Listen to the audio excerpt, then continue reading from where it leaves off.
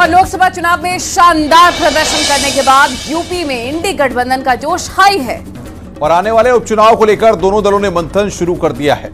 कि सवाल यह है लेकिन कि 10 विधानसभा सीटों पर होने वाले चुनावों में दोनों दल साथ साथ लड़ेंगे और अगर हां तो कांग्रेस के खाते में कितनी सीटें जाएंगी और कितनी सीटों पर समाजवादी पार्टी लड़ेगी, चलिए समझते हैं।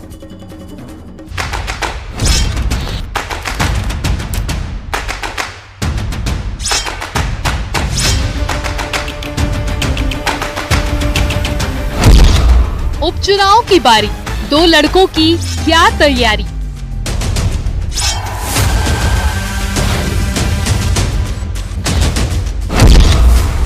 क्या उपचुनाव में साथ लड़ेगी एसपी कांग्रेस?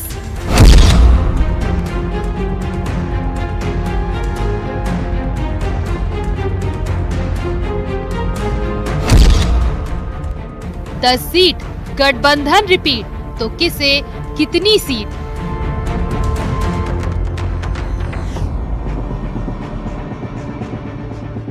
यूपी की पॉलिटिक्स में कभी सन्नाटा नहीं रहता। यहाँ हर दिन हर पल कुछ न कुछ दांवपेच चले जाते हैं। अभी लोकसभा चुनाव का शोर शांत ही हुआ था कि विधानसभा उपचुनाव के लिए दलों ने कमर कस ली है।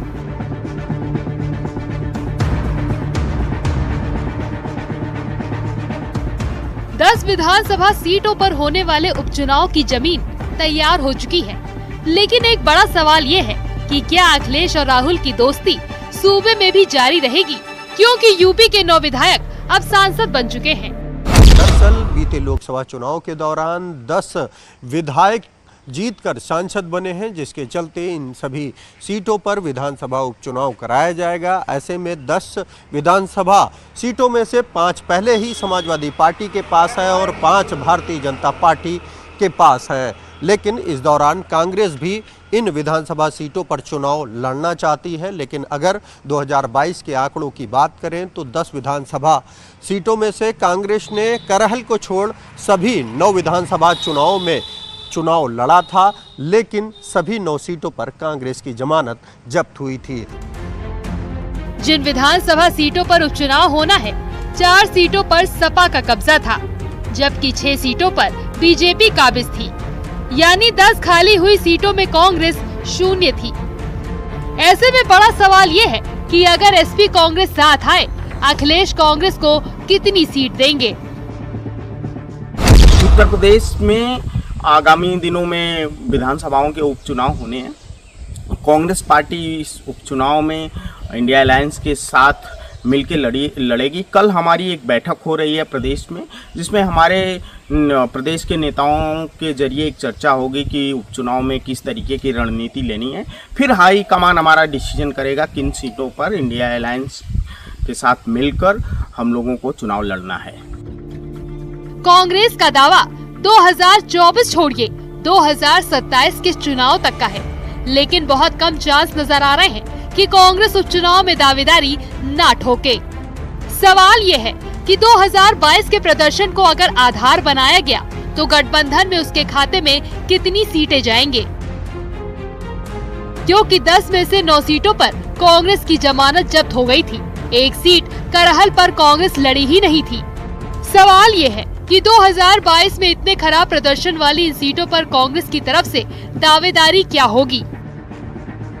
दरअसल लोकसभा चुनाव में जिस तरह दलित और गैर यादव ओबीसी वोट बड़े पैमाने पर सपा की ओर खिसकते दिखे, उससे अखिलेश यादव के तेवर थोड़े नरम नजर आ रहे हैं। जबकि कांग्रेस ने उपचुनाव की कुछ सीटों पर उम्मीदवार उतारने में अपनी रुचि दिखाई है, क्योंकि पार्टी को यूपी में सफल गठबंधन को आगे ले जाने की उम्मीद है। सूत्रों के मुताबिक सपा कांग्रेस पार्टी को 1 से 2 सीटें ऑफर कर सकती है, जिसमें गाजियाबाद भी शामिल हो सकती है।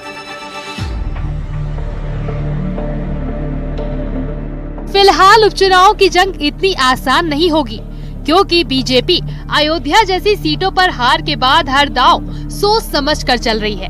अब उपचुनाव के नतीजे ही बताएंगे कि 2 लड़कों की जोड़ी का जलवा कितना कायम है और कितना कम। Bureau report, news 18।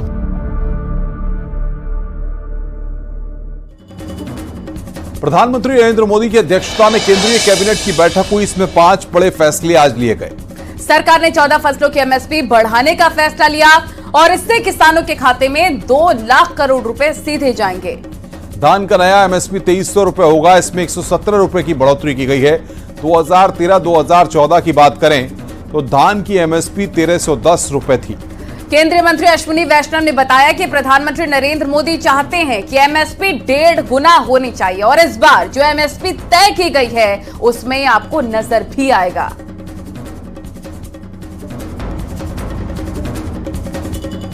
आज जो एमएसपी डिक्लेयर हुई है वो है धान। सबसे पहले धान का नया एमएसपी पैडी का नया एमएसपी खरीफ के लिए 2300 रुपीज डिक्लेयर किया गया है, which is 117 rupees increment over the previous MSP. आप इसको 2300 को अगर आप कॉन्टेक्स्ट में देखना चाहोगे, दैट इज अगर 2013-14 का जो प्राइस था, दैट प्राइस वाज 1310 रुपीज, 1310। यानी कहां 1310 था और कहां आज 2300 है। किस तरह से किसान भाइयों के लिए, किसान परिवारों के लिए प्रधानमंत्री श्री नरेंद्र मोदी जी और सरकार का हमेशा एक स्पेशल फोकस रहता है, ये इसको दर्शाता है। और आज का दिन भारत के इतिहास का 815 सालों के इतिहास का बहुत बड़ा दिन है। आज भारत को विश्व गुरु बनाने वाले नालंदा विश्वविद्यालय के पुनर्स्थापना का दिन है।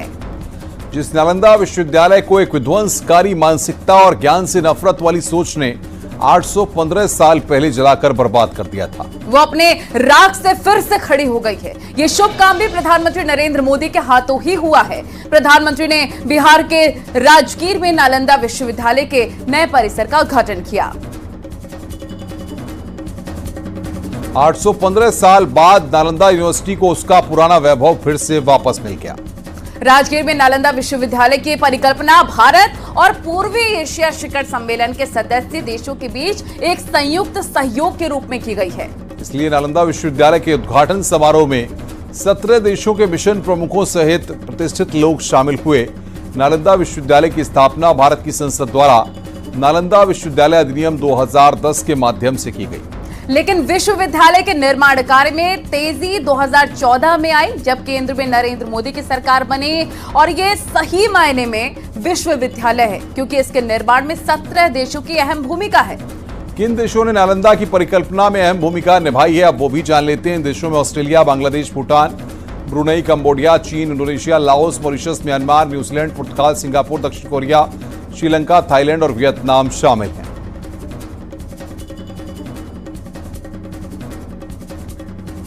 तो तीसरी बार पीएम बनने के बाद पीएम मोदी पहली बार बिहार दौरे पर थे, जहां पर नालंदा यूनिवर्सिटी के नए कैंपस का उन्होंने उद्घाटन किया।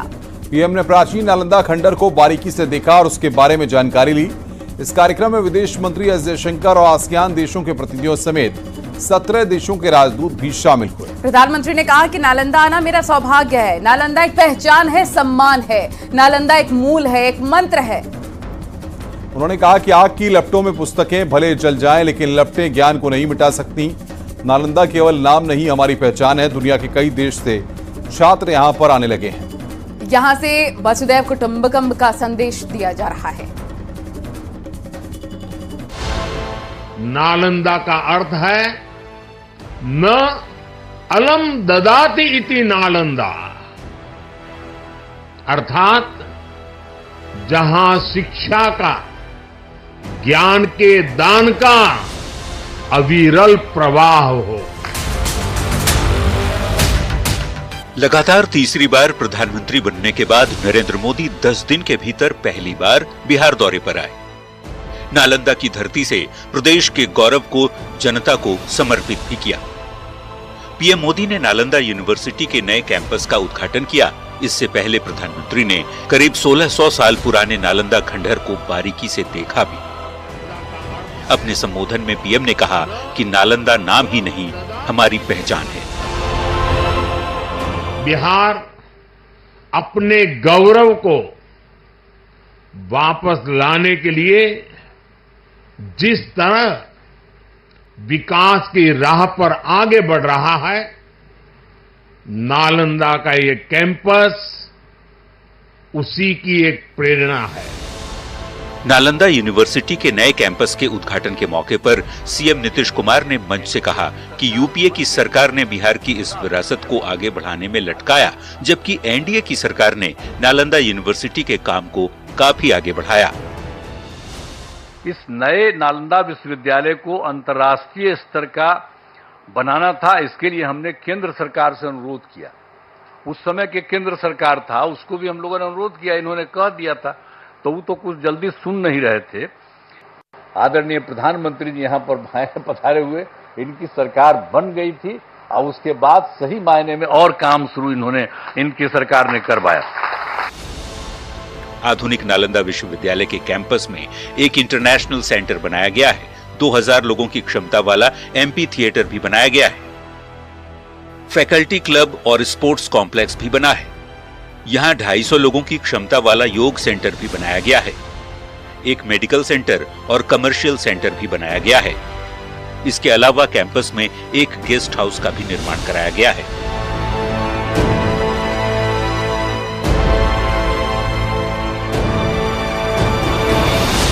पूर्व राष्ट्रपति डॉक्टर एपीजे अब्दुल कलाम 28 मार्च 2006 को अपने बिहार दौरे पर अंतर्राष्ट्रीय पर्यटन स्थल राजगीर पहुंचे थे। उसी दौरान उन्होंने मुख्यमंत्री नीतीश कुमार को प्राचीन नालंदा विश्वविद्यालय को पुनर्जीवित करने की सलाह दी थी और आज बिहार का प्राचीन गौरव एक बार फिर सबके सामने है। न्यूज़ 18 के लिए नालंदा से अभिषेक कुमार के साथ ब्यूरो रिपोर्ट।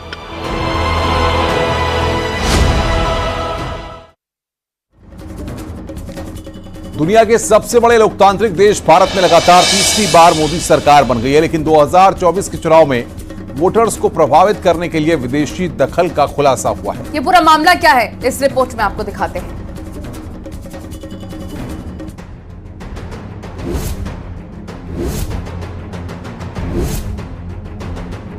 पिछले दिनों भारत में लोकसभा के चुनाव हुए। 4 जून को नतीजे आए और नई सरकार बनी। इस चुनाव पर पूरी दुनिया की नजर थी, यहां तक कि विदेशी हस्तक्षेप की रिपोर्ट्स भी आईं। इसी क्रम में डिसइंफो लैब ने लोकसभा चुनाव में विदेशी हस्तक्षेप पर विस्तार से रिपोर्ट प्रकाशित की है। द इनविजिबल हैंड्स नाम से आई इस रिपोर्ट में बताया गया है कि किस तरह विदेशी मीडिया ने भारत में हो रहे चुनावों को लेकर 22 तरीके से रिपोर्टिंग की और लोगों को भ्रमित करने की कोशिश की। रिपोर्ट में कहा गया है कि भारत क्षेत्रीय शक्ति के रूप में उभर रहा है। इसके बढ़ते भू रणनीतिक महत्व ने चुनाव को वैश्विक स्तर पर प्रासंगिक बना दिया। भारत उभरती हुई आर्थिक और सामरिक शक्ति है, इसलिए यहाँ के चुनाव के नतीजे ग्लोबल डायनामिक्स को आकार देने में महत्वपूर्ण भूमिका निभा सकते हैं। डिसइंफो लैब की रिपोर्ट में दावा किया गया है कि एचएलएफ और ओएसएफ ने भारत विरोधी एजेंडे के लिए फंडिंग की। फ्रांस के क्रिस्टोफ ज़फरलॉट को $3.85 लाख दिए गए। कनाडा के नामी संस्थान नामती को $3 लाख दिए गए। बर्कले को रिपोर्ट के लिए $3.46 लाख की मदद पहुंचाई गई। ह्यूमन राइट्स वॉच को $3 लाख की मदद पहुंचाई गई। Carnegie endowment for international peace को $1.20 लाख दिए गए। पाकिस्तान में आईएसआई को बड़े पैमाने पर आर्थिक मदद पहुंचाई गई। बता दें, दक्षिण एशिया के लोग पश्चिमी मीडिया के औपनिवेशिक हैंगओवर से अनजान नहीं हैं। ये हैंगओवर उनके संपादकीय पूर्वाग्रह और वर्चस्ववादी साहित्य में दिखता है। हालांकि इस बार भारत के चुनाव पर उनकी टिप्पणी का लहजा अलग था। बीबीसी, वॉशिंगटन पोस्ट और न्यूयॉर्क टाइम्स जैसे सामान्य संदिग्धों को डिसइंफो लैब और अन्य लोगों की ओर से भारत में प्रचार करने वाले पावर हाउस के रूप में उजागर किया गया। इसके साथ ही चुनाव में नए खिलाड़ियों के साथ अधिक समन्वित प्रयास देखा गया। भारतीय चुनावों पर ग्लोबल रिपोर्टों का विश्लेषण करते समय मीडिया कवरेज का एक असामान्य पैटर्न देखा गया, जिनमें एक विशेष नैरेटिव को आकार देने और मतदाता की मानसिकता को प्रभावित करने की कोशिश की गई। Bureau report, news 18।